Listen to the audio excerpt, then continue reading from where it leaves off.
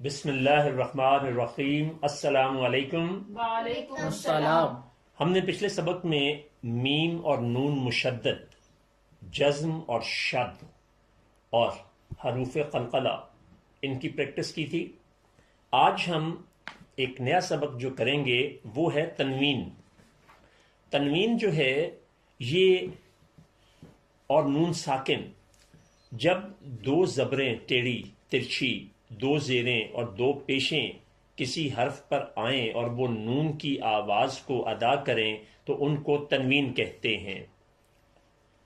بعض الفاظ کے آخر میں اگرچہ جزم والا نون یعنی نون ساکن لکھا نہیں ہوتا، لیکن جزم والے نون کا تلفظ ادا کیا جاتا ہے، تو اس عمل کو ہم تنوین کہتے ہیں۔ کوئی حرف جس پر دو زبریں، دو زیریں، دو پیشیں ہوں، وہاں ایک زبر زیر یا پیش کے ساتھ نون ساکن پڑھا جائے گا۔ اچھا، عربی اور اردو کا ایک فرق یہ ہے کہ یہ تنوین جو ہے اردو میں بھی استعمال ہوتی ہے، پنجابی میں بھی ہوتی ہے، لیکن صرف دو زبروں کے ساتھ، جبکہ عربی میں دو زیروں اور دو پیشوں دونوں کے ساتھ ہوتی ہے۔ کیوں؟ اردو میں جو ہوتی ہے نا، آپ لکھتے ہیں فوراً، قولن، اصالتن، وکالتن، تو وہاں دو زبریں صرف اوپر لکھی بھی آتی ہیں، جبکہ یہاں پر سارا کچھ ہی ہوگا۔ تو آپ نے جہاں دو زبر کی آواز ہو، دو زیر کی آواز ہو، اس کو نون کے ساتھ، دو زبر جو ہیں وہ اردو میں استعمال ہوتے ہیں، پنجابی میں بھی ہوتے ہیں۔ جیسے آپ کہتے ہیں فوراً، تو فے، واو، رے اور الف کے اوپر دو زبریں پڑی ہوتی ہیں، تو ہم اس کو کیا پڑھتے ہیں؟ فوراً۔ نون نہیں لکھا ہوتا، لیکن نون کی آواز اس لیے بولتے ہیں کہ دو زبریں جو ہیں وہ نون کا قائم مقام ہوتی ہیں۔ عربی زبان میں دو زیریں بھی وہی کام کرتی ہیں اور دو پیشیں بھی وہی کام کرتی ہیں۔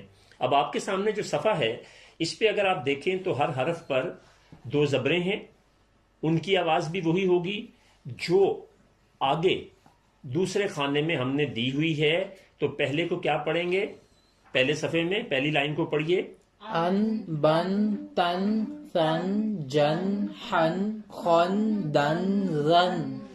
اب اگر آپ اگلی لائن میں جائیں تو آواز وہی ہے، لیکن ہوا کیا ہے کہ ایک زبر اور ساتھ نون کا اضافہ کر دیا گیا ہے۔ ایک بات یہاں یاد رکھیے گا کہ قرآن میں یہ دونوں صورتیں استعمال ہوئی ہیں،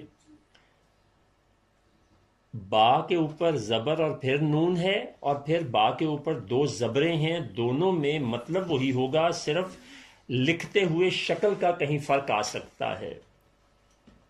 ٹھیک ہے، اسی طرح سے آپ ایک لائن جو ہیں وہ دو زیروں کے ساتھ پڑھ لیں اور ایک دو پیشوں کے ساتھ پڑھ لیں، تو اس کی ہماری کافی ہو جائے گی۔ ان، بن، تن، ثن، جن، حن، خن، دن، رن۔ چلیں پیشوں کے ساتھ سین والی لائن پڑھیں جی۔ سن، شن، سن، ظن، طن، ظن، عن، غن۔ شاباش۔ تو یہ آپ نے زبروں، زیروں اور پیشوں کے ساتھ، تینوں کے ساتھ دیکھا کہ آگے جو نون جو ہے وہ اس کی ادائیگی کو مکمل کر دیتا ہے۔ اب ہم اس سے اگلے صفحے پہ دیکھیں تو آپ نے صرف مشق کرنی ہے، اور اس سے اگلے صفحے پہ ہم نے لفظوں کی شکل میں جو قرآن میں لفظ استعمال ہوئے ہیں وہ آپ دیکھیں۔ تو سب سے پہلا لفظ ہے مریضا، صالحا، زوجا۔ بس یہاں ایک منٹ رک جائیں۔ اب ذرا آوازوں کی تقسیم کریں، وہ آپ کو آنا بڑا ضروری ہے۔ م، یہ کون سی آواز ہے؟ الف معروف کی آدھی، اور اس کے بعد کون سی ہے؟ یا معروف کی پوری آواز۔ پوری۔ یہ پوری کیوں ہے؟ یا معروف۔ را کے نیچے زیر ہے تو یہ یا معروف کی آدھی آواز ہے، پھر آگے جزم والا لگ گیا تو یہ پوری آواز ہو گئی، اور پھر اس کے بعد دو جو ہے اس کے اوپر دو زبریں اور ساتھ الف ہیں۔ اگر آپ اگلی لائن میں دیکھیں تو پہلے یہ ما، روی، ضن، الگ الگ ان کو لکھا گیا ہے۔ ما کے اوپر زبر، یہ ایک آواز ہے، اور ری پوری آواز ہے، اور پھر دون، ما ری دون، سو لی ہن۔ آگے زوجن، قوما عظيما قردة رحمة نساء صيام رجيم شيء حساب عليم بإحسان تقويم دار ضلال عليم قول شكور عذاب رسول برق رأس. اب پھر آپ تھوڑا سا اگر کلکلے کا خیال رکھتے تو کیا پڑھنا تھا؟ برقن برق رأسن. رأس. اگلے حصے میں آپ نے اس کو توڑ کرنا ہے جس سے آپ کو آوازوں کا جو ادراک ہے وہ بہت اعلیٰ قسم کا ہو جائے گا. اچھا اگلے صفحے پر آئیں تو یہ بھی ایک بالکل شدید چیز ہے جو پہلے آپ نے کبھی دیکھی اور سنی شاید نہیں ہوگی سوائے اس کے کہ جو اس سسٹم سے واقف ہیں، اور وہ بر صغیر کی 0.001% آبادی بھی اس سے واقف نہیں ہے. سب سے پہلی شد ہے، پھر اس کے بعد جزم ہے، پھر آدھی آواز ہے، پھر پوری آواز ہے، پھر دوگنی ہے، پھر چوگنی ہے. تو یہ گراف کی مدد سے آپ کو سمجھایا گیا ہے. اب آپ نے آدھی پوری دوگنی چوگنی تو سنی تھی، لیکن آدھی سے بھی آدھی اور اس آدھی کی بھی آدھی، یہ آپ کے لیے تھوڑا سا نیا کانسیپٹ ہے. تو شد جو ہے وہ سب سے چھوٹی آواز ہوتی ہے. اگر آپ یہ گراف کو دیکھیں تو 1/8 کا مطلب ہے کہ اس نے صرف ایک خانہ لیا ہے. اب اب اب، ٹھیک ہے. تو اب جزم جو ہے وہ اس سے دوگنی ہے. آپ دیکھیں وہ 2 خانوں میں، یعنی اس کو تھوڑا سا بڑھانا ہے. تو اس کو کیا آپ بولیں گے؟ اب اب اب. اور تنوین ہو تو بن بن بن. جزم کی صورت میں شد کی آواز جتنی بھی آپ کی ہے تو جزم کی آواز اس سے دوگنی رکھنی ہے. اور جس کو ہم آدھی آواز کہتے ہیں وہ جزم کی بھی دوگنی ہوگی، لیکن پوری کے اعتبار سے آدھی ہوگی. اصل سٹینڈرڈ جو ہے وہ آپ کا یہ درمیان میں ہے پوری آواز کا. پوری آواز کو لیفٹ پہ دیکھیں تو یہ 2 گنا ہوگی، پھر اسی کا 2 گنا کریں تو وہ 4 گنا ہو جائے گی. اسی پوری آواز کو آدھی کریں تو یہ 1/2 ہوگی. اسی کو 1/4 کریں تو وہ اس کا چوتھا حصہ بن جائے گی 4 گنا کی بجائے. اور اس کو بھی 1/8 کریں تو وہ اسی کا 8واں حصہ بنے گی. یہ بات نئی ہے تھوڑی سی. اس کو اگر آپ سمجھ لیں گے تو گراف کے اعتبار سے قرآن کو پڑھنے کا جو سلسلہ ہے وہ آپ کے لیے بہت سارے راستے کھولے گا بھی اور آسان بھی کرے گا. تو اب آدھی آواز کو ہم کیسے پڑھیں گے؟ اب نہ آدھی آواز کو با بی بو. اب آپ یہ دیکھیں کہ پہلے شروع میں آئے اب اور اب آپ یہ دیکھیں غور سے سنیے گا، اب اور اب اور اس کے بعد با. یہ آہستہ آہستہ اس کی لینتھ بڑھ رہی ہے، آواز کی آواز زیادہ لمبی ہوتی جا رہی ہے. اور اگلی لائن میں آ جائیں تو پوری ہوگی تو با با بی بو.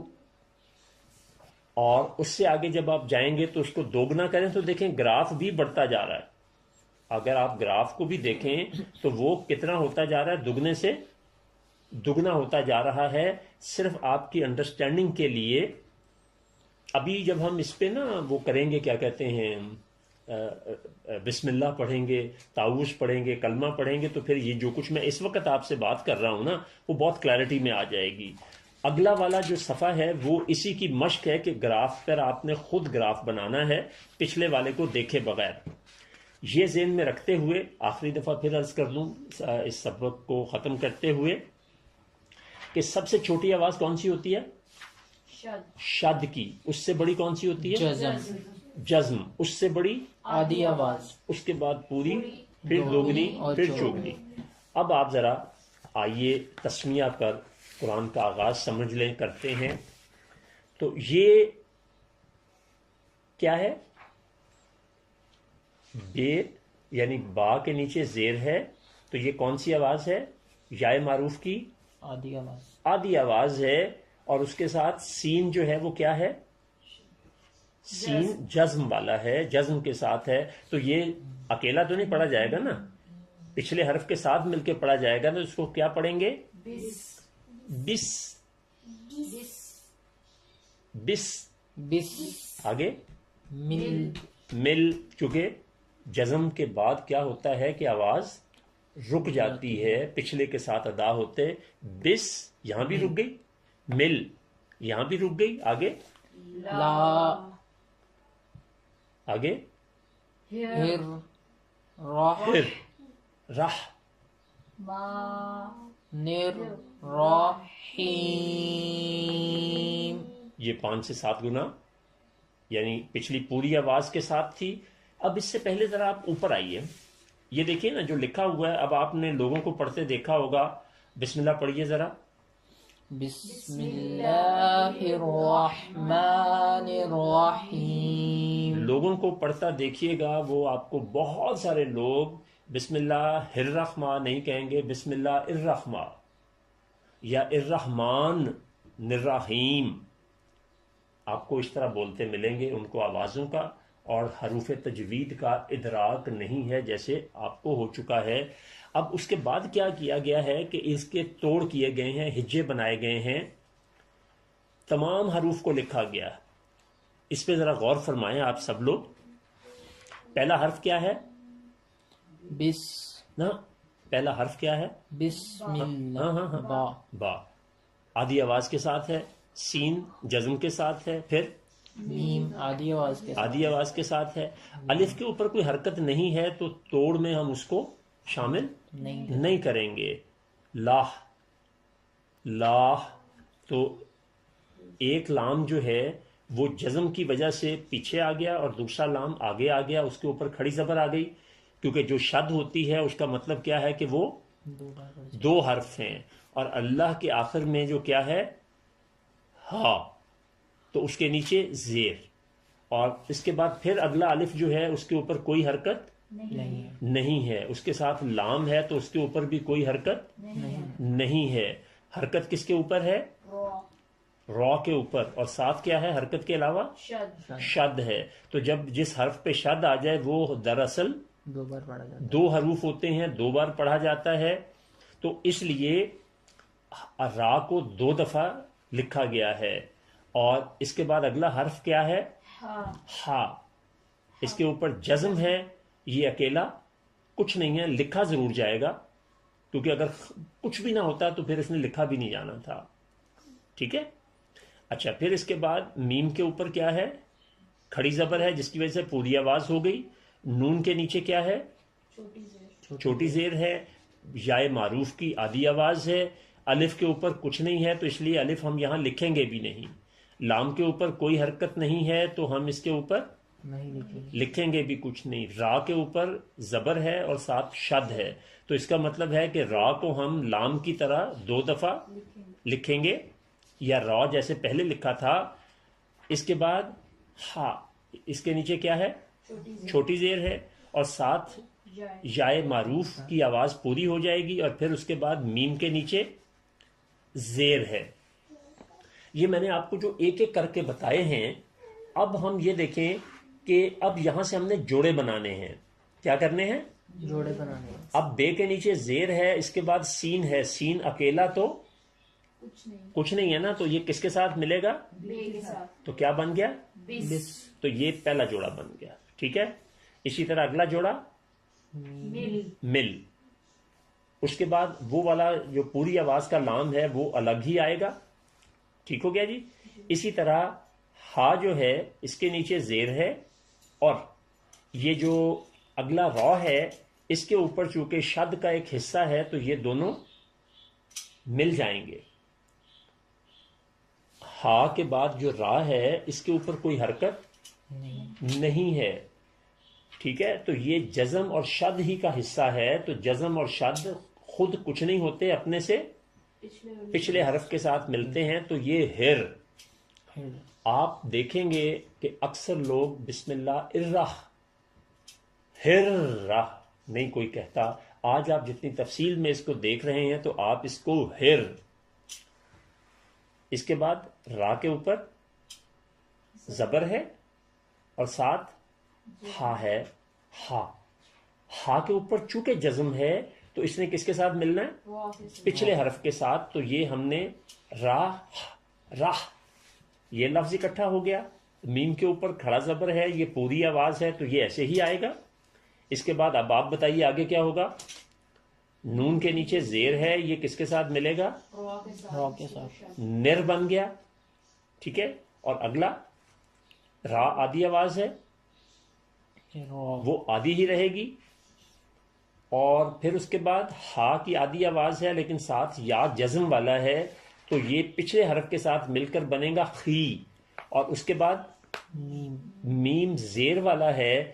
تو یاد رکھیے ایک نئی بات کہ جہاں آیت ختم ہو رہی ہو, ایک نئی بات اگر آیت ختم ہو رہی ہو, اس میں جو آخری حرف ہے اس کے اوپر اگر آدھی آواز ہو زیر زبر پیش میں سے, تو وہ جزم میں بدل جاتی ہے, وہ جزم میں بدل جاتی ہے. اور اگر ہو ہی جزم تو پھر وہ جزم ہی رہتی ہے. یہ آپ کو کلیئر ہوا ہے کہ نہیں ہوا؟ اس کو برائے کرم میرے ساتھ بہت کلیئرٹی سے بولیں, چونکہ یہاں سے قرآن شروع ہو رہا ہے بسم اللہ الرحمن الرحیم سے. یہ اگر آپ نے سمجھ لیا ہے تو اس کو آگے چلیں گے, ورنہ اس کو پھر دوبارہ کرتے ہیں. یہ اوپر جس طرح یہاں دیا ہوا ہے کہ بڑی مد ہے, تو اس طرح آواز لمبی کی ہوئی ہے, لیکن اوپر تو اس کے بڑی مد نہیں ڈلی ہوئی. وہاں جوڑ کیے گئے نا. اچھا, نہیں دی گئی, شاباش, یہ بڑا ہی اچھا سوال ہے جی. کہ یہ ہائی جو ہے, ہا اور چھوٹی یا جو ہے اس کے اوپر بڑی مد ہے, جبکہ جب اوپر لکھا گیا ہے تو اس میں تو نہیں لکھی گئی. اس کا بھی ایک بیسک فنڈامنٹل ہے. جس طرح سے میں نے کہا کہ اگر آیت ختم ہو رہی ہو, اس کے بعد جو آخری حرف ہے اس کے اوپر اگر آدھی آواز ہے تو وہ جزم میں بدل جائے گی.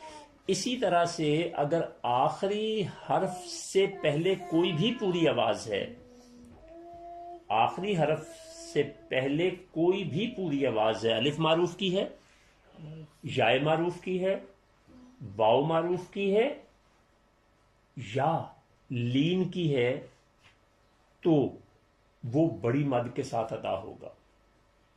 سورہ فاتحہ اس کی بہترین مثال ہے کہ ہر آیت جو ختم ہوتی ہے تو الحمدللہ رب العالمین الرحمن الرحیم مالک یوم الدین, تو ہر کسی کو ہم اینڈ کیا کر رہے ہیں؟ تو یہ اس نقطہ نظر سے سمجھنے والی بات ہے. شاباش, بڑا ہی اہم سوال تھا, کیونکہ یہ کنفیوژن آ سکتی تھی کہ بڑی مد کہاں سے آ گئی ہے, اوپر تو نہیں دی گئی. جی, اور کسی کا کوئی سوال ہو؟ اب آپ کو یہ کلیئرٹی ہو گئی ہے. جی. اب آپ اس کو نا توڑ کے ساتھ پڑھیے. بس مل مل ہاں لا لا ہر ہر رہ ما نر نر راہ را ہیم خیم.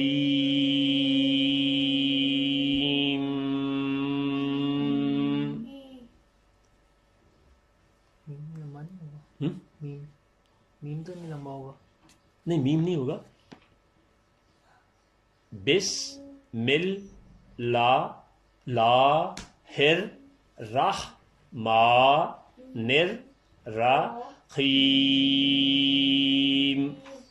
میم پر آ کے ختم ہو جائے گا. جزم کی آواز ہے. پچھلی اس سے پہلے جب میں نے کیا تو وہ دہراتے ہوئے میم کی آواز تھوڑی سی لمبی ہوئی. وہ آپ کو میں نے اس لیے کی کہ آپ ڈسٹنگوش کر سکیں. میں نے پہلے دن کے سبق میں بھی اور بعد میں بھی جو اسباق تھے ان میں آپ کو بہت دفعہ یہ عرض کیا ہے کہ بعض اوقات جو میں بولتا ہوں وہ ایگزیجریٹ کرتا ہوں, تھوڑا بڑھاتا ہوں تاکہ آپ کو کلیئرٹی آ سکے. مگر آپ نے جب ادائیگی کرنی ہے تو وہ روٹین والی کرنی ہے، اتنی زیادہ بڑھانی نہیں ہے، چونکہ میں اس وقت تدریس کے مرحلے میں ہوں، آپ کو چیزیں واضح کرنے کے لیے زیادہ زور دے رہا ہوں، ورنہ بسم اللہ الرحمن الرحیم میم پہ ختم ہو گیا۔ اب اگر ہم آگے دیکھیں تو تعوذ جو ہے اس کی ادائیگی بھی آپ نے اسی طرح سے کرنی ہے۔ اب اس میں بھی دیکھیں، آپ نے چونکہ واو معروف کی آواز سمجھ لی ہے تو اس کو کیا پڑھیں گے؟ ا او ا او زو بل لا ہی منش۔ یہ منش کیوں کہا؟ کیونکہ نون کے اوپر زبر ہے اور شین کے اوپر شد ہے، الف اور لام کے اوپر کوئی حرکت تو یہ نون کے ساتھ شین نے شامل ہونا تھا، ٹھیک ہے، اور پھر شین کے اوپر زبر ہے اور یا کے اوپر جزم ہے، تو یہ کس کے ساتھ ملے گی؟ اپنے سے پچھلے حرف کے ساتھ، ٹھیک ہے۔ اب ہم نے پہلے مرحلے میں اس کے تمام حروف کو لکھنا ہے، حروف وہی لکھنے ہیں جو بولے جاتے ہیں، یہ دوبارہ سنیے، حروف وہی لکھنے ہیں جو بولے جاتے ہیں۔ الف کے اوپر زبر ہے تو یہ آ گیا پورا، اس کے بعد آگے الف پہ زبر نہیں ہے، او آئین کے اوپر پیش ہے اور ساتھ جزم ہے تو یہ بھی لکھے جائیں گے، لیکن او جو ہے وہ جوڑے کی شکل میں لکھا جائے گا کیونکہ واؤ کی اپنی الگ آواز جزم کے ساتھ نہیں ہوتی۔ اس کے بعد جو نرم کر کے بولنا آپ کو بتایا تھا، یہ آدھی آواز ہے۔ پھر اس کے بعد بل، یہ ویسے تو بی اے کے نیچے زیر ہے اور ساتھ جو الف ہے اس کے اوپر کوئی حرکت نہیں ہے، تو اب اگر آپ یہ کہیں کہ یہ آواز پوری ہے تو یہ پوری نہیں ہوگی، اگر زبر ہوتی تو پھر اس آواز نے پورا ہونا تھا۔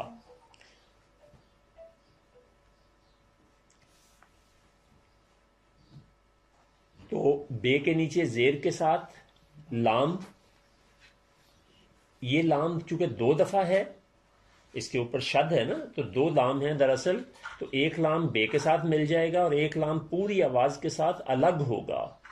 پھر اس کے بعد ہے پوری آواز ہے، آدھی آواز ہے، اس کے نیچے زیر آئے گا، میم کے نیچے زیر ہے، یہ بھی آدھی آواز ہے، اور نون کے اوپر زبر ہے، یہ آدھی آواز ہے، لیکن اس سے اگلے حرف پہ شد ہے، اور جس پہ شد ہو وہ دراصل دو آوازیں ہوتی ہیں، تو اس لیے ہم شین کو دو دفعہ لکھیں گے۔ ایک دفعہ کا شین جو ہے وہ نون کے ساتھ اور دوسرا شین جو ہے وہ یا کے ساتھ۔ نون کے ساتھ شین آئے گا شد کی وجہ سے، اور اگلا شین جو ہے وہ یا کے اوپر جزم کی وجہ سے ادھر مل جائے گا، تو وہ پوری آواز ہے۔ نر، کیونکہ آگے الف اور لام کے اوپر کوئی حرکت نہیں ہے تو یہ دونوں بیچ میں سے نکل جائیں گے۔ رو، اس کے اوپر چونکہ کیا ہے؟ شد ہے، تو رو کا مطلب یہ دو دفعہ ہے، ایک دفعہ یہ نون کے ساتھ اور دوسری دفعہ انڈیپینڈنٹ۔ پھر جیم آدھی آواز ہے، اس کے ساتھ یا مل جائے گی تو یہ یا معروف کی پوری آواز ہو جائے گی، یہ جوڑا بن گیا، اور میم کے نیچے زیر ہے، یہ آدھی آواز ہے، یہ ایسے ہی رہے گی۔ اب سب سے پہلے آپ دیکھیے کہ الف کی آدھی آواز جو ہے الف معروف کی وہ الگ ایک بن گئی، یہ آدھی آواز کے طور پہ ادا ہوگی، اور اگلی او پوری آواز ہے، یعنی آئین اور واؤ اکٹھے ہو جائیں گے، اور اگلا جوڑا کس کا ہوگا؟ صرف خالی زو، آدھی آواز ہے نا، انڈیپینڈنٹ ہے۔ اس سے آگے ہے بل، یہ الگ نہیں ہو سکتا لام، کیونکہ لام کے اوپر حرکت نہیں ہے، تو یہ بے کے ساتھ مل کر ادا ہوگا۔ اس کے بعد لام انڈیپینڈنٹ ہے، پوری آواز ہے، تو لا ہی یہ آدھی آواز ہے، اپنی جگہ پہ انڈیپینڈنٹ ہے. میم کی بھی آدھی آواز ہے، یہ بھی انڈیپینڈنٹ ہے. اگلا نش، یہ نون شین جو ہے یہ ڈیپینڈنٹ ہے نون کی آواز کے ساتھ، تو اس لیے یہ اکٹھے لکھے جائیں گے. اس طرح شئی، شئی یہ بھی وہ آئی بئی تئی سئی جو ہے نا، یہ اس طرح سے یہ اکٹھا جوڑا بنے گا. اگلا تو، یہ انڈیپینڈنٹ پوری آواز ہے. پھر نر، رے جو ہے وہ ڈیپینڈنٹ ہے نون پہ، مل کے بولنا نا اس نے. نر رو، رو جو ہے وہ انڈیپینڈنٹ ہے آدھی آواز. اور اس کے بعد جیم، یہ جیم اس لیے کہ جب آیت ختم ہو رہی ہو اور آخری حرف جو ہے اس کے اوپر آدھی آواز ہو اور اس سے پہلے پوری آواز ہو تو اس کو کیا پڑھتے ہیں؟ بڑی مد کے ساتھ 4 گنا 5 گنا کر کے پڑھتے ہیں، اور وہ میم یا کوئی بھی حرف جو آدھی آواز والا ہے وہ جیم میں بدل جاتا ہے. اس کو بار بار دیکھیے، یہ مکمل ہوگا تو پھر ہم آگے. اس کے بعد کلمہ طیبہ ہے، تو اس کو بھی یا آج 2 چیزیں رہنے دیتے ہیں تاکہ آپ کو نا یہ ایک بالکل نیا کانسیپٹ ہے گراف کے ساتھ پڑھنے کا، اور ایک نیا تجربہ بھی ہے. لیکن اگر آپ اپنے آپ کو یہاں روکنے کا فن سیکھ لیتے ہیں، آوازوں کا زیر و بم بمقدار بشکل گراف، یہ آپ نے واپس ذرا آئیں جہاں پر نا گراف کی تقسیم دی گئی تھی کہ اب، اب، اب، یہ شد تھی، شد کی آواز سب سے چھوٹی ہوتی ہے. تو ایک دفعہ میں دہراتا ہوں اور آپ نے غور کرنا ہے. اب، اب 2 بے تو بولے ہیں، لیکن 2 بے کی آواز جو تھی وہ اتنی زیادہ نہیں تھی جتنی ایک کی ہوگی. جیسے رب اور رب، رب جزم کی نشاندہی کر رہا ہے اور رب شد کی. تو شد کی آواز سب سے چھوٹی ہوتی ہے، اس سے بڑی، اس سے بڑی جزم کی، اور اس کے بعد پھر آدھی آواز، پھر پوری، پھر دوگنی، پھر چوگنی. تو اب آپ ایسا کریں کہ ان کی ذرا مشق کریں. تب جو ہے اس کو پہلے شد کے ساتھ، پھر جزم کے ساتھ، پھر اس کو پوری آواز، پھر دوگنی، پھر چوگنی کے ساتھ ادا کریں. یا تب کو شد اور جزم کے ساتھ بولیں، اور پھر آگے آدھی پوری دوگنی چوگنی کے لیے با کو استعمال کر لیں گے، وہ زیادہ آسان رہے گا آپ کے لیے، کیونکہ یہاں مثال بھی اسی کی دی ہوئی ہے. تب، تب، با، بی، بو، با، بی، بو. یہ پوری آواز ہے نا. اب یہ دوگنی ہوگی تو آپ دیکھیں کہ گراف بھی ویسے ویسے بڑا ہوتا جاتا ہے. با، بی، بو، با، بی، بو. شاباش. اب آپ نے کیا کرنا ہے، اگلے صفحے پر پینسل کے ساتھ خانوں کے اعتبار سے جو پیچھے پریکٹس ہے وہی آپ نے کرنی ہے، اور اسی طرح سے اگلے صفحے پر جو تسمیہ کے لیے خالی چھوڑا گیا ہے لائنیں بنا کے، یہاں پر تسمیہ آپ نے خود لکھنا ہے اور اگلے میں تعوض آپ نے خود لکھنا، اسی طرح گراف کی شکل میں لا کے. تو آپ دیکھیں گے کہ آئندہ جو قرآن پڑھنے کا عمل ہے وہ انتہائی آسان ترین ہو جائے گا آپ کے لیے انشاءاللہ. تو اللہ تبارک تعالیٰ سے دعا ہے کہ پاک پروردگار نے ہمیں جس عظیم کتاب سے نوازا ہے، ہمیں اس کی قدر کرنے، اس کو درست پڑھنے، اس پر عمل کرنے اور دوسروں تک پہنچانے کی توفیق عطا فرمائے. آمین. بہت شکریہ آپ کا.